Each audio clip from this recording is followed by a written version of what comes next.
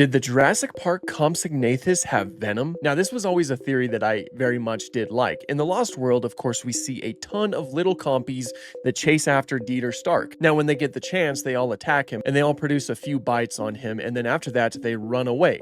Now, there were many people who theorized that the reason why they ran away after doing this and just kind of like stood watching him is because they were waiting for their venom that they just injected into him to take effect. And then later on, when we cut back to him, he's starting to panic and everything, and he's throwing rocks at them, and they're just becoming a little bit more, a little bit more brave with their approach, and they bite him a few more times. And as time goes on, he just becomes a little bit more terrified.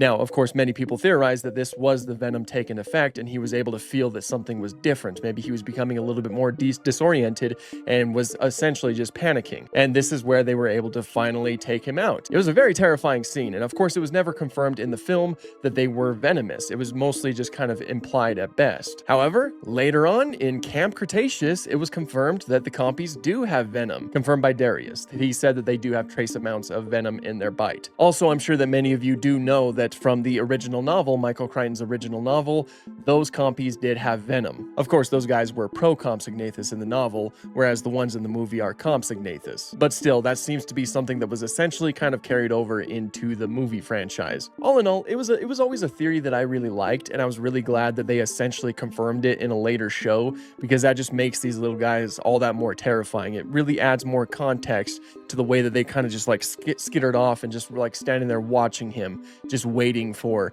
their venom to just take over, and it's really well done. I should probably also mention that the real life compies did not have venom, of course. This is something that was simply just made for the novel and for the movie.